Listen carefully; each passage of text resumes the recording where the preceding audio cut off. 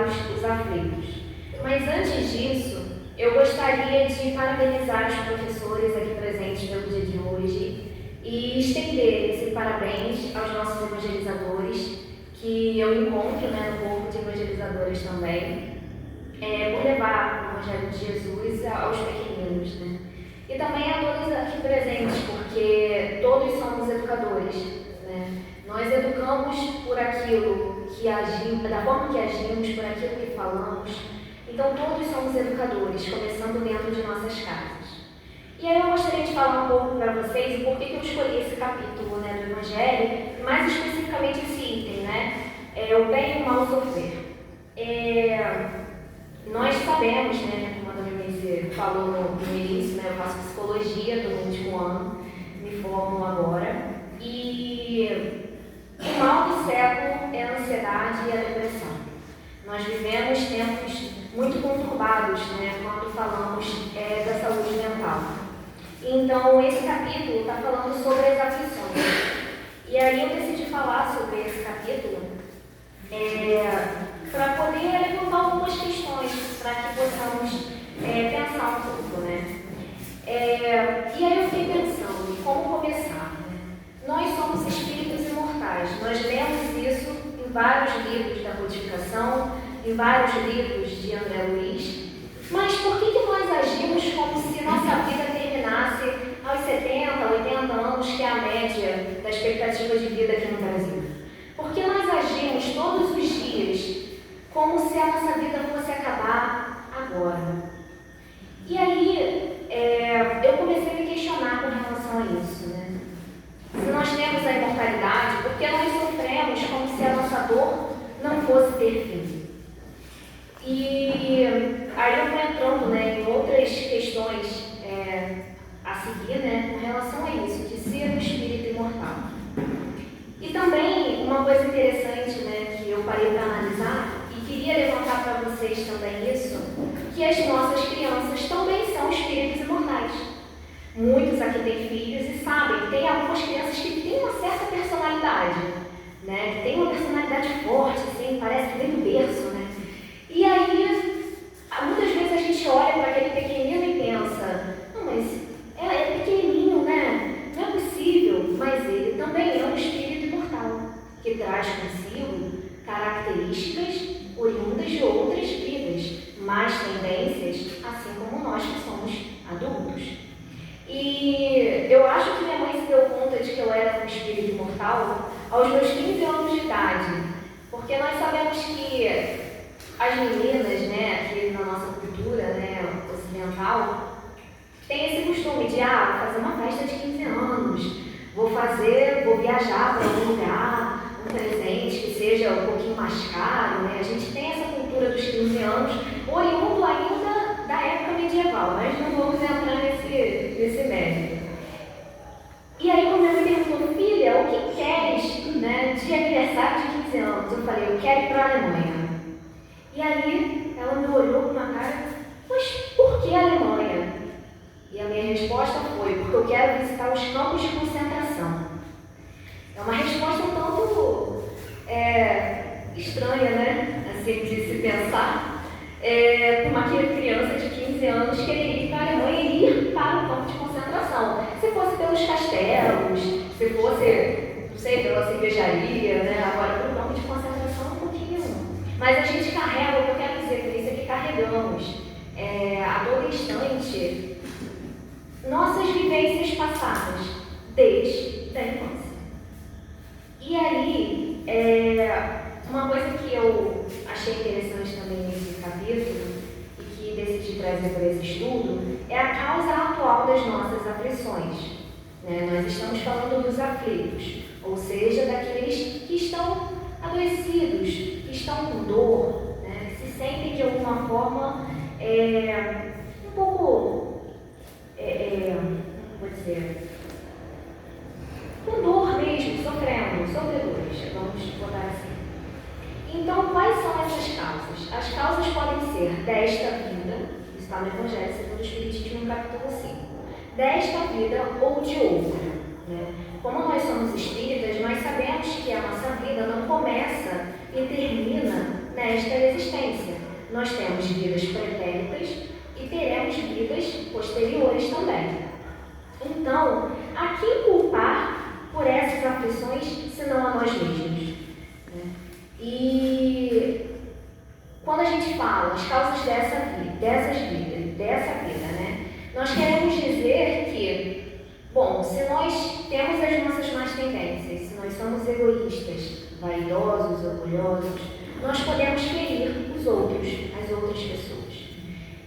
E isso pode voltar para nós ainda nessa vida, né? Em forma das doenças, em forma de desafetos. Porém, essa causa também pode ser de outras vidas, né? Pois nós sabemos que a cada vida a gente evolui um pouquinho. Pode parecer que não, mas nós estamos sempre no caminho da evolução. Então, a palavra que Kardec usa, né, de culpa, né, de quem culpar então, mas a melhor palavra, creio eu, é se responsabilizar, né, pelas nossas ações. Nós muitas vezes preferimos culpar, né, a causa das nossas aflições a Deus, à má sorte, ao acaso, né, sendo que na verdade o Espiritismo nos traz que tudo que nós sofremos é fruto das nossas próprias ações. É a lei de ação e reação, causa e efeito.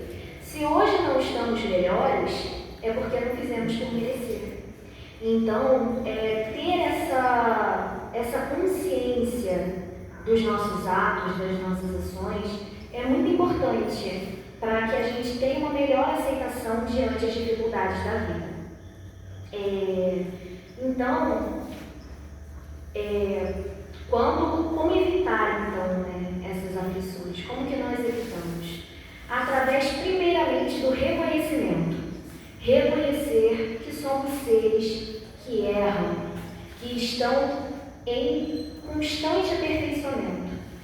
Como diz a música dos tarefeiros, né, dos corações tarefeiros, ninguém está aqui para ser o médium do ano, ou para ser o palestrante do ano.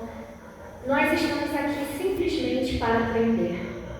E muitas vezes parece que nós não estamos aprendendo nada, ou às vezes um parente nosso, a gente fala assim, mas parece que ele não está evoluindo, parece que não vai ter jeito. Tem jeito. Para Deus e para Jesus sempre há um jeito. Nenhuma ovelha fica para trás. O segundo passo, depois de reconhecer que as causas das nossas aflições somos nós mesmos, que as nossas dores são provocadas pelas nossas más tendências, pela nossa baixa moral ainda, fazendo a reforma íntima. Uma recomendação que Santo Agostinho nos dá, que é muito interessante, é antes de dormir, ao fechar os olhos, acalmar o coração e refletir acerca do nosso dia. O que eu fiz e o que eu poderia fazer melhor? Aonde foi que eu errei?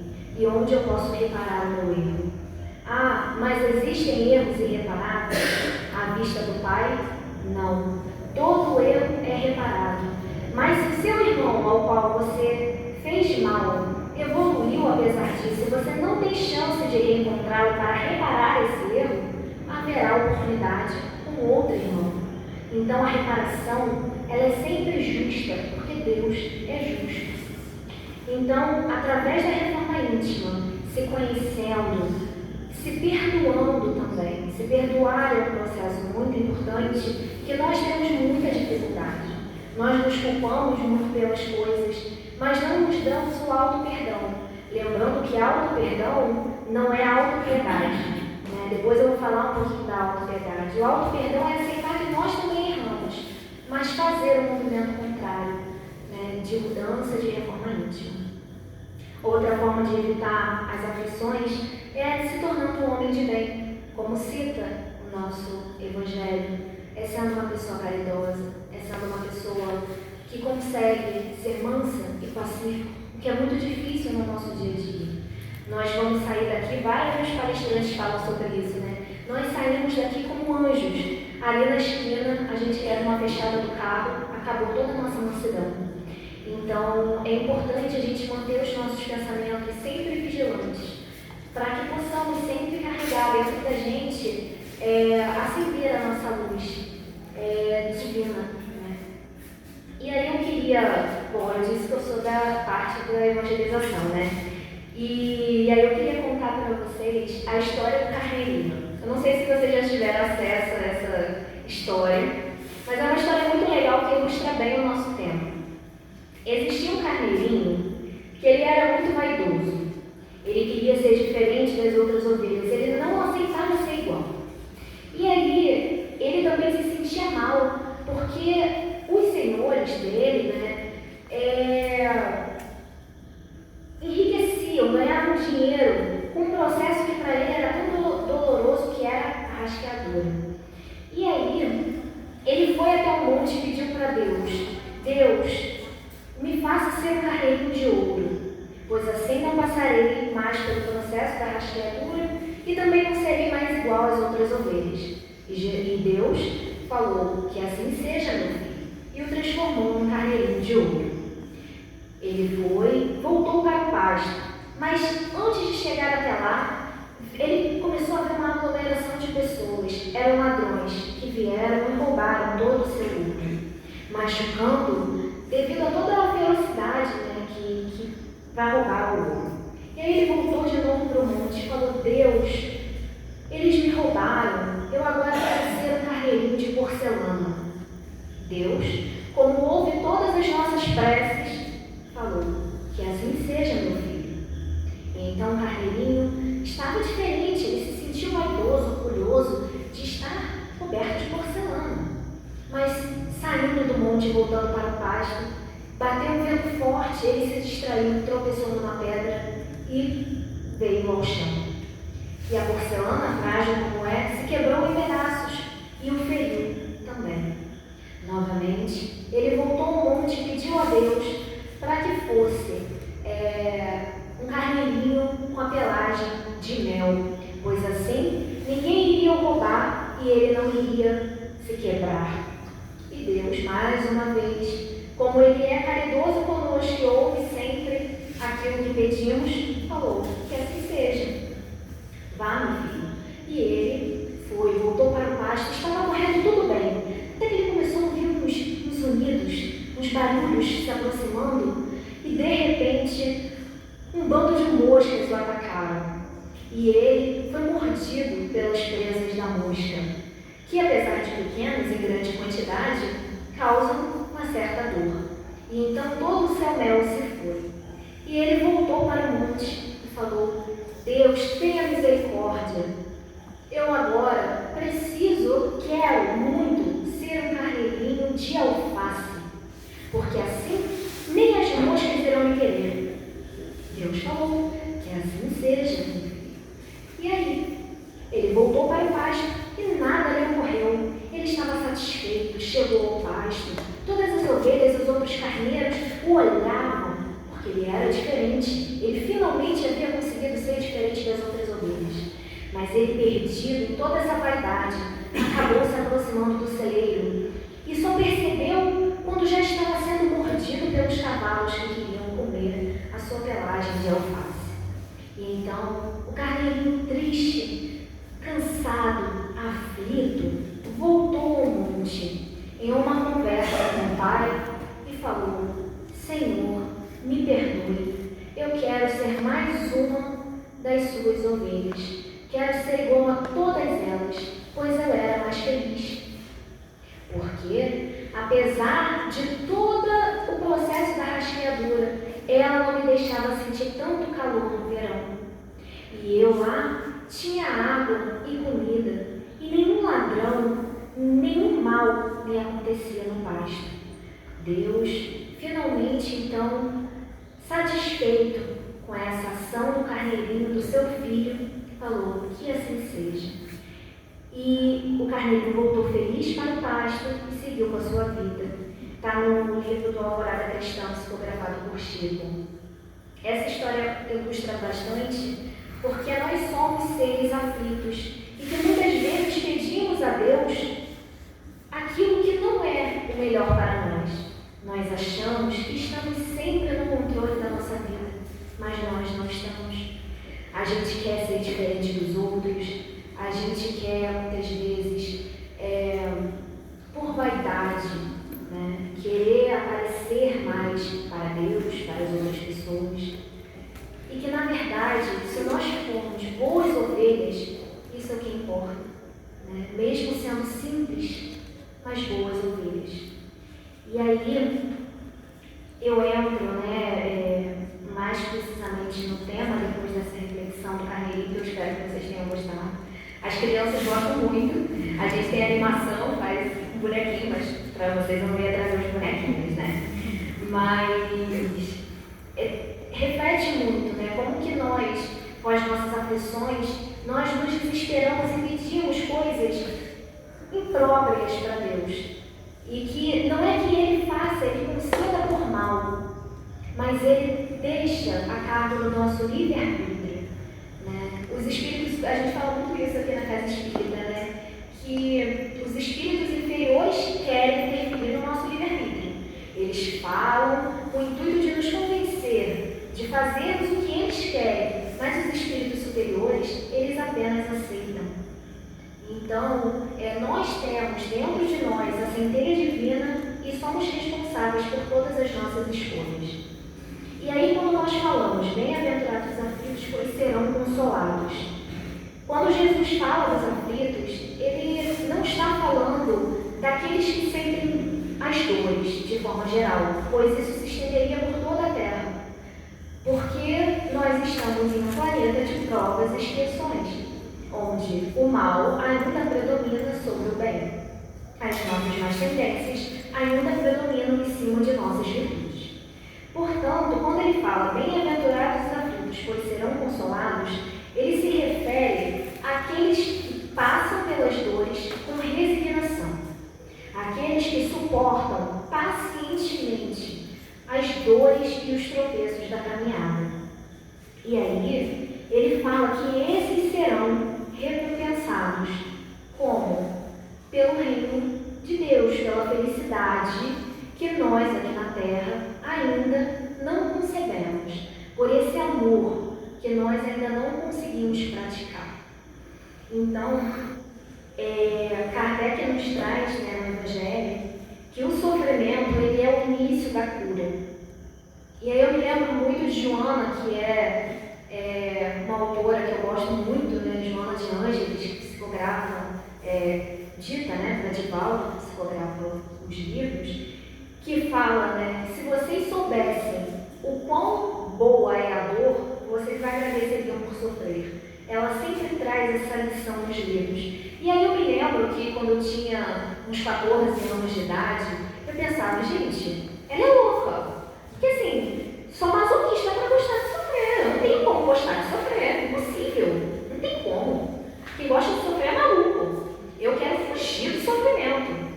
E aí depois, né, a gente vai amadurecendo e a gente vai vendo que a cada processo doloroso que nós passamos durante a nossa vida, nos fazem crescer absurdamente. Cada processo, cada perda de um ente querido, cada dor, nós crescemos como espíritos imortais que somos. Então, quando Kardec fala que o sofrimento é o início da cura, ele está certo. Porque nós começamos, através do sofrimento, através das dores, a pagar as nossas dívidas pretéritas. Nós começamos a seguir, pouco a pouco, aquilo que Jesus nos ensinou. Porque a partir da dor, nós ganhamos virtudes, principalmente a paciência. Mas será que nós sabemos sofrer com resignação? Ou será que a todo instante nós tentamos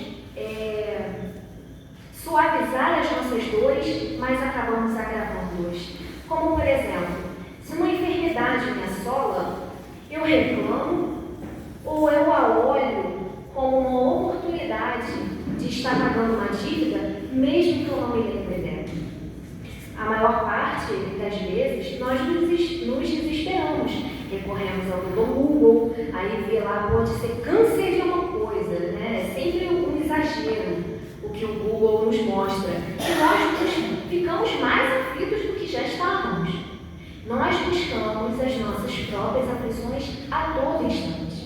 Por isso é tão importante ter o pensamento vigilante. E aí, como então suavizar a nossa dor? Sendo paciente. Sendo paciente com o nosso processo.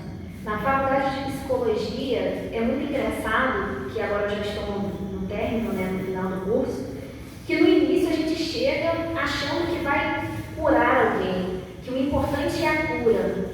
Não. É um engano profundo. O que importa é o processo. Porque é do processo que você se fortalece. É a partir dele que você ganha virtudes e aprende a suportar com resignação as dificuldades da vida. E aí, eu sempre lembro de Jesus, que deve ser sempre nosso modelo. Quando ele estava passando por toda aquela tortura, até antes de ser crucificado, ele sofreu com resignação. O açoitaram, o apedrejaram, estava com coroa de espinhos, estava passando por dores inimagináveis. Quais são as nossas dores perto das que Jesus sofreu? E nós pensamos muitas vezes que as nossas dores são maiores do que de todas as outras pessoas. E nós temos a autopiedade, que a Dona Luiz tanto fala da autopiedade. Nós temos a autopiedade com a gente. Eu não fiz nada para merecer isso. Por que eu estou passando por isso? Eu não fiz nada para merecer. E a gente carrega isso como um lema da vida. Eu sou um injustiçado. Sendo que, na verdade, nós sabemos que se Deus é justo, Ele não permitiria nenhuma injustiça para com seus filhos. Se Ele é todo amor, toda bondade, toda justiça, nenhum erro se aconteceria. Então, é uma reflexão que o Espiritismo nos traz. Por isso que, muitas vezes, o Espiritismo é chamado de o Consolador Prometido, porque ele nos consola em cima das nossas dores. Quando nós pensamos que não há mais saída, ele nos mostra que sim, há sempre uma saída. E aí nós entramos no tema do bem ou mal sofrer, bem e mal sofrer. E aí eu resolvi trazer, no Evangelho tem várias temáticas dentro do bem e do mal sofrer. A loucura, o suicídio. E eu resolvi falar sobre a questão do suicídio, porque é um tema que eu vivenciei muito na faculdade, durante meu período de 1 ano e meio no estágio, e é um assunto que está sempre em pauta nas mídias e em nossos cotidianos. A maior parte de vocês, eu creio, que já conheceu uma pessoa que se suicidou ou que teve ideação suicida. E aí eu fui ver no Evangelho e na codificação o que se falava a respeito do suicídio, que seria um exemplo do mal sofrer. Por quê? Porque não suportar com resignação as provas da vida. É uma tentativa de parar, de acabar com esse sofrimento, que parece não ter fim. Mas lembra daquilo que falamos no início, com relação a sermos espíritos imortais? Se nós somos espíritos imortais, o que é uma vida perante a eternidade? E aí, Kardec fala, no último capítulo do Evangelho, que fala sobre as preces, na prece dos suicidas, ele dá uma introdução. E nessa introdução ele fala que o suicida é como um prisioneiro que foge da prisão antes de cumprir sua condenação, e que quando é recapturado, é tratado severamente. E isso pode parecer à primeira vista de que é uma punição, de que Deus é mau, então, porque a gente está falando de pena, condenação, mas não é nesse sentido. Todos nós estamos em cárcere. E que cárcere seria esse? Das nossas más tendências. Nós estamos encarcerados agora, os aqui encarnados, nos nossos corpos físicos. Mas a todo instante, nós somos escravos da nossa própria consciência, das nossas próprias ações. Então, por isso é importante que a gente não fuja do planeta Terra, que seria a nossa prisão. É importante que nós suportemos essa prova com resignação. E quando ele fala que é recapturado e tratado severamente, não é a chicotada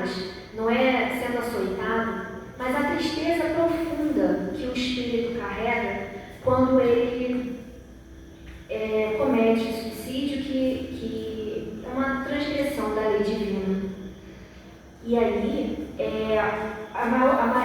as causas maiores, né, da ideação suicida, né, é a renegação das dores. Foi aquilo que eu falei antes, da autopiedade, do desespero, da gente não aceitar que o erro foi nosso. Se eu não me lembro, foi em outra vida, mas foi meu, foi nosso. Então, quando nós não temos essa consciência, quando vivemos ainda sob uma perspectiva materialista, de que eu só tenho essa vida, eu não fiz nada para merecer isso, não tem por que eu sofrer tanto. Eu escolhi nascer, então eu posso acabar com isso. Não é bem assim. Todos somos filhos de Deus e irmãos. E eu sempre digo isso assim, a todos os meus pacientes, né? Que, como orienta a psicologia, né? A escolha é sua. O psicólogo não está lá para impedir ninguém de cometer um suicídio. Mas, será que não há uma outra oportunidade? Uma outra escolha a ser feita? Será que eu não poderia olhar diferente para determinada situação?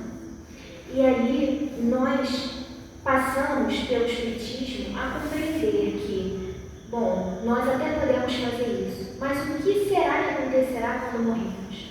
Será que vai acabar? Nós somos espíritos, sabemos que não irá acabar. Então, como ficarei do outro lado? Muitas pessoas também cometem suicídio para encontrar com parentes que já se foram, sendo que, na verdade, nós temos relatos. Eu sempre recomendo da questão do suicídio, meu livro Memórias de um Suicida, que fala como é que é a vivência do espírito que cometeu suicídio após o desencarne. Então, também na Gênese, no Céu e Inferno, na segunda parte, tem os relatos de espíritos que falaram, através das perguntas de Kardec, o que aconteceu quando chegaram do lado de lá. E aí eu queria trazer antes de falar o que acontece, né, para dar um mistériozinho, eu quis embasar, na verdade a ideia nunca é nossa, né? A ideia é sempre do lado de lá. O telefone toca de lá para cá, não daqui para lá. Então aquilo que a gente acha que é nosso, meu mérito, eu tive essa ideia brilhante de falar do Evangelho. Não, foram eles lá que prepararam tudo isso antes da gente. E aí me veio a ideia em casa, já estava tudo pronto para a palestra, a questão de Judas, que delatou, né, Jesus, que foi pego, foi torturado e morto, o corpo físico, que ninguém morre, né? O espírito é imortal. Mas o que Judas fez com tamanho arrependimento? Judas se suicidou. E aí, o que ele fez foi algo terrível, algo condenável. Mas, se olharmos para a história de Paulo de Tarso, que era Saulo, antes de se tornar o homem de bem, Saulo perseguia os cristãos. Ele era o maior perseguidor e incitava outras pessoas a perseguirem os cristãos. Vocês pensam que não passava na cabeça de Paulo, após se converter para o cristianismo, a imagem de Estevão quando ele ia deitar sua cabeça no travesseiro? Sim ou não? Será que passava a imagem? Passava. Quando nós cometemos uma falta com o outro, aquilo se repete inúmeras vezes em nossa memória. E não é possível retirá-la, mas é possível reconhecê-la como sendo uma falta nossa e reparar o nosso erro, senão com quem nós fizemos o mal, de outras formas. Sempre há um jeito. Então, Paulo, diferente de Judas, bem sofreu, não cometeu o suicídio. Ele foi e passou por todo o processo, levando a palavra de Jesus a vários países do nosso globo. E então, ele foi açoitado, foi chamado de louco, foi apedrejado, foi preso inúmeras vezes e morreu com o corpo físico degolado. Então, nós vemos um exemplo claro do bem e do mal sofrer. E se pensarmos na vida desses dois personagens, históricos, bíblicos, de enorme moral, como que eles ficaram do outro lado? Paulo, há relatos de psicografias de que ele foi recebido pelo próprio mestre quando desencarnou, enquanto Judas, com toda certeza, sofreu o arrependimento amargo do suicídio. E aí eu resolvi trazer a questão 944 do Livro dos Espíritos, que fala: o homem tem o direito de dispor da sua própria vida? Perguntou Kardec. E os espíritos responderam: não, somente Deus tem esse direito. O suicídio voluntário é uma transgressão da lei divina. Então, o que acontece com o espírito depois que ele desencarna? Ele continua exatamente da mesma maneira que estava aqui. Se ele era um espírito bom e feliz, ele vai continuar bom e feliz. Se ele era mau e sofredor, ele vai continuar mau e sofredor. Na questão do suicídio não é diferente. Aquele desespero que o atormentava em vida, após o túmulo, continuará o mesmo. E digo mais, diante das obras e as manifestações que nós temos, tanto nas reuniões de desobsessão, tanto em reuniões mediúnicas, que o sofrimento triplica. Porque, além da dor que o próprio Espírito sente, ele ainda sofre por ter transgredido a lei de Deus e de ver que aquilo de fato não acabou. E tem mais um: ele sofre por aqueles que ficaram. Porque nós pensamos muitas vezes que não há ninguém que me ame. Ninguém me ama. Eu não amo ninguém. Mas isso é um engano terrível nosso. Sempre há alguém que nos ama. Podemos pensar no morador de rua, que teoricamente não tem uma família, teoricamente não tem um meio social muito grande. É uma pessoa que as outras passam na rua e olham com desdém, que não dão valor, e ele pensa: eu não sou amado por ninguém me ama. Sim, alguém te ama. Nem que seja um cachorro que está ali do teu lado a todo instante, dando todo o amor para você, e que com certeza ele vai sentir a sua falta. Então, nós sempre temos alguém que nos ama, mesmo que pensamos que não. E aí, no Memórias de um Suicida, eu peguei só essa fala, que é muito interessante, que o Espírito diz que o suicídio é a dor que nada consola. Por esses três motivos que eu citei: além da dor terrena continuar, tem a dor dos familiares e daqueles que nos amam, que ficaram para trás, e há a maior das dores, que é ter transgredido a lei de Deus, que é todo amor. Então, Emmanuel fala, como prevenir ideias suicidas. Ele fala muito mais bonito que eu. Eu resumi de forma muito simplória o que ele diz. E ele deu um passo a passo. Ele começou com ir visitar um hospital, para que possa ver que não só você sofre, outras pessoas também estão em aflição. A segunda, ir ao Instituto Beneficente, a fim de escutar aqueles que são dados como louco, ou os idosos que estão em clínicas de abrigo, Porque nós precisamos escutar o outro. Outro passo que ele fala é de fazer uma leitura de uma página edificante para clarear os pensamentos. Porque quando nós estamos em processo de ansiedade, de depressão, de frustração, nós não enxergamos nada além desse sofrimento. Então, quando nós pegamos um livro para ler, claro que não é livro de terror ou algo suspense, quando nós pegamos um livro que nos traga paz, que nos faça desfocar dessa dor, isso é muito interessante.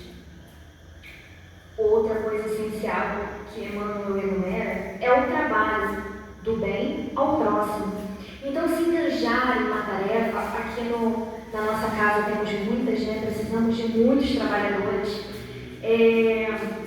Trabalhar para o bem do outro é fazer bem a si mesmo.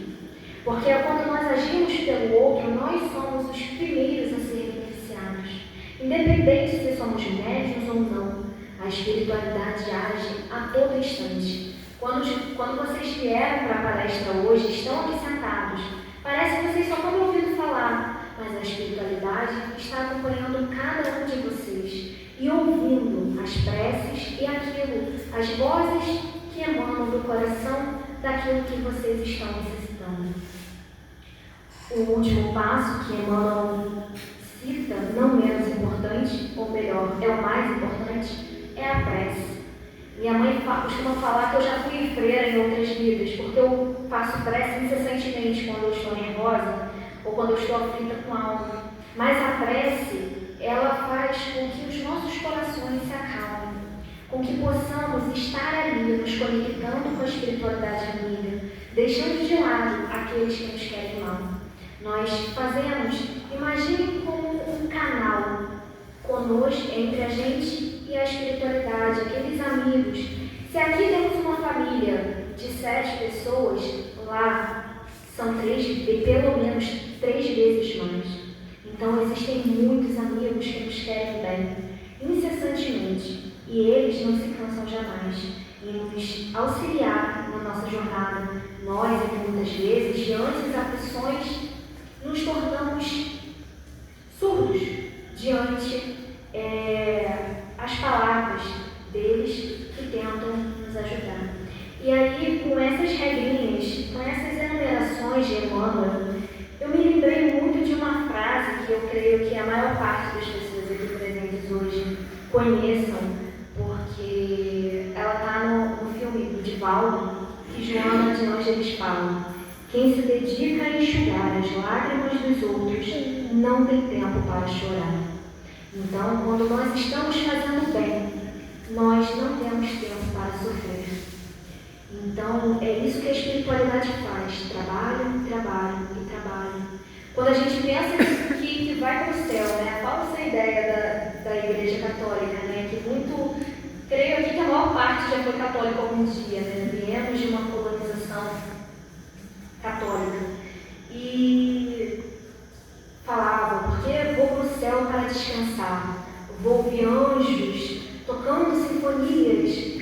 Não, do outro lado é apenas trabalho, trabalho no bem, trabalho que não vai nos render uma remuneração, como é aqui na terra, mas que faremos por prazer, por ajudar o outro, por ver o outro evoluir junto conosco. E então, como seria o bem sofrer? Eu trouxe a questão do suicídio para falar do mal sofrer e o bem sofrer. Como seria? Bom, ele se traduziria pela felicidade de estar pagando essas dívidas. Mesmo que seja doloroso, mas ter a consciência de que estamos expiando as nossas faltas. Se hoje eu estou com dor na coluna, se hoje eu tenho câncer, se hoje eu tenho um membro amputado, isso é misericórdia divina. Porque se nós pagássemos na mesma medida daquilo que fizemos, seria muito pior. Deus é sempre misericordioso para conosco. Então, suportemos as provas da vida com resignação e com bom ânimo. Por mais que pareça impossível superar aquele obstáculo, se nós nos mantivermos firmes, Deus nos ajudará. E então, Jesus sempre nos fala, né, que aqueles que na terra já são felizes, no reino dos céus eles não serão, pois eles já tiveram isso enquanto encarnados. Então, é bom sempre lembrar que Jesus veio para aqueles que sofrem, não para aqueles que estão achando que estão em períodos de refrigério, que estão achando que estão bem, só gozando da vida que aqui encarnada que está, podendo comer bastante, beber, ir a festas. Não é condenando essas práticas, mas será que foi para isso que Deus nos criou? Será que foi para isso que nós aceitamos essa reencarnação? Ou aceitamos essa reencarnação como forma de nos perdoarmos, de nos melhorarmos, de fazermos o bem ao próximo? Então a gente não deve se esquecer nunca de que esse é o propósito da nossa vida, é fazer o bem. Então, nós devemos suportar essas dores através da ótica da vida eterna. Mais uma vez, somos espíritos imortais. Portanto, o que é a nossa existência, o que é a vida humana em relação à eternidade, se não bem menos que um dia? Isso também está no Evangelho. A nossa vida, que nós consideramos como tudo para nós, como se fosse... Nós somos tão materialistas que quando alguém desencarna, um parente nosso, a gente chora. Não que não possa chorar, mas a gente age desesperadamente, como se nosso mundo tivesse caído, porque enxergamos somente pela ótica dessa vida. Mas nós somos seres imortais. Então, as nossas dores, elas terão um fim, quando for propício para isso, quando tivermos pago aquelas faltas que nós infligimos contra o outro e contra as leis de Deus. Então, Deus, como diz na música, que a nossa amiga Carol, o nosso amigo Carlos cantaram na nossa harmonização, Deus não dá uma cruz mais pesada do que nós somos capazes de suportar. Deus sabe o que suportamos dentro de cada um. Ele sabe dos nossos pensamentos, Ele sabe dos nossos sentimentos. Pode parecer até um pouco aterrorizante pensar nisso, né? Olha quantos pensamentos negativos nós temos por dia. Para mim, isso é um pouco aterrorizante, mas Ele é piedoso, Ele é Pai, Ele é misericordioso. Então, Ele não deixa que nós tenhamos uma cruz que não consigamos carregar. Ele está sempre nos amparando. Seu José também nas preces de quinta-feira sempre fala, a gente chega na hora da reencarnação e pede, eu quero tudo, eu quero, pode mandar, pode vir. E aí o mentor da gente fala assim, não, vai com calma, vou te dar metade, porque você não vai conseguir suportar tudo isso. E é mais ou menos isso que acontece mesmo com a gente. A gente quer tudo quando está do lado de lá, porque estamos envoltos de todo o amor, de toda a tranquilidade que os espíritos bons nos passam. Mas aí chegamos aqui e cedemos aos nossos vícios. Porque todo mundo faz, eu tenho que fazer também. Nós somos muitas vezes aquilo que falamos para os nossos filhos não serem. Maria vai com as outras. Nós fazemos isso a todo instante. A gente quer vestir uma roupa rosa quando o filme da Barbie foi lançado, porque todo mundo está lançando. A gente quer usar branco no ano novo, porque todo mundo no ano novo usa roupa branca para dar paz. Então, nós temos que suportar essas provas com fé, amor e resignação. E aí, depois de tudo isso exposto, nós já estamos chegando próximo do nosso horário, e eu queria ler um textinho, que é um pouquinho grande, né? Uma página no frente e verso, que é da redação do Momento Espírita. Foi publicado em 6 de março de 2012, e que traduz, e eu queria trazer essa página como finalização do nosso estudo de hoje. E queria que vocês ouvissem com o coração, não somente com as mentes e com os ouvidos. Lembre-se que você é um espírito imortal vivendo breve experiência no corpo físico. Lembre-se que seu corpo é feito de matéria e, como tal, sofre um desgaste natural como tudo o que é matéria, mas esse desgaste não atinge o espírito. Assim, quando você perceber que sua pele está enrugando, lembre-se de que esse é um fenômeno que não alcança o espírito.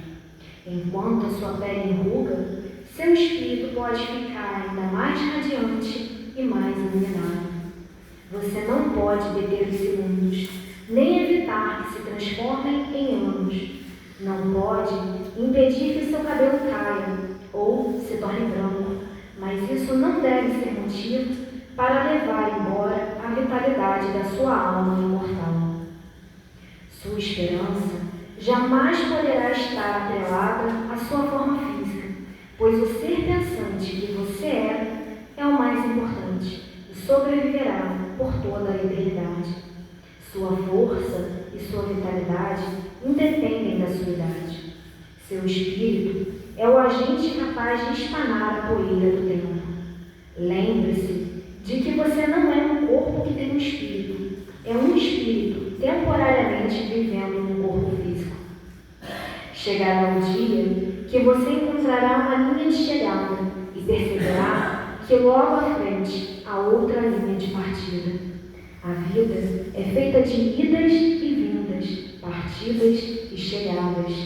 Um dia você terá que abandonar esse corpo, mas jamais abandonará a vida. Lembre-se que cada dia é uma oportunidade de viver e viver bem. Se acontecer de cometer um engano, não detenha o passo. Siga em frente, pois logo adiante encontrará outro desafio. A vida é feita de desafios. Vencemos uns, somos vencidos por outros, mas não podemos deter o passo. E o maior de todos os desafios é vencer a si mesmo, usando a razão para não se deixar dominar por vícios e prazeres excessivos e prejudiciais. O importante é não perder tempo vivendo de lembranças amargas e fotografias pela metade, amarelas e empoeiradas. O dia mais importante é o dia de hoje.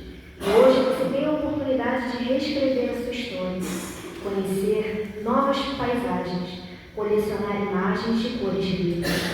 Lembre-se que você é um espírito feito de luz, e a luz sempre pode suplantar as trevas, por mais densas que sejam. O importante é que jamais detenha o passo. Se as forças físicas não lhe permitem mais correr como antes, ande depressa. Se algo lhe impedir de andar depressa, caminhe lentamente, mas siga em frente. E se por algum motivo não puder mais caminhar sem apoio, use bengalas, muletas, cadeira de rodas, mas vá em frente. E se um dia você não puder mais movimentar o seu corpo para continuar andando, voe com o pensamento. Seu pensamento nada e ninguém poderá deter. Você é livre para pensar, para aprender, para alcançar os céus, em busca de esperança e paz. O essencial é que você não pare nunca. Deus não criou você para a derrota. Deus criou você para a vitória, para a felicidade plena. E essa conquista é a parte que lhes cabe. Este é apenas um lembrete, pois um dia um sublime alguém já nos disse tudo isso, e nós esquecemos. Esquecemos que ele saiu do corpo, mas jamais saiu da vida. O seu suave convite ainda paira no ar. Quem quiser vir após mim, tome a sua cruz, negue-se a si mesmo e siga-me. Esquecemos que ele afirmou com convicção e firmeza: nenhuma das ovelhas que o Pai me confiou se perderá. Eu sou uma de suas ovelhas, e você também é. Não importa a que religião você pertence, não importa a que religião eu pertenço, somos as ovelhas que o Criador confiou ao sublime pastor da Galileia, para que ele nos ensine o caminho que nos conduzirá à felicidade plena. Este é apenas um lembrete que você pode até desconsiderar, mas uma coisa é certa: você não deixará de existir, como espírito imortal que é, e não evitará os percalços e as lições da caminhada, porque você é filho da inteligência suprema do universo. Pense nisso. E com isso, eu queria agradecer a presença de todos vocês e todo o ensinamento oriundo do estudo que realizamos é passar essa mensagem de bom ânimo a todos, que possamos, por mais que tudo pareça estar perdido, levantar a nossa cabeça e seguir em frente. Deus está sempre conosco, a todo instante, por mais que nós não o vejamos, mas podemos senti-lo com os nossos corações. Fiquem com Deus.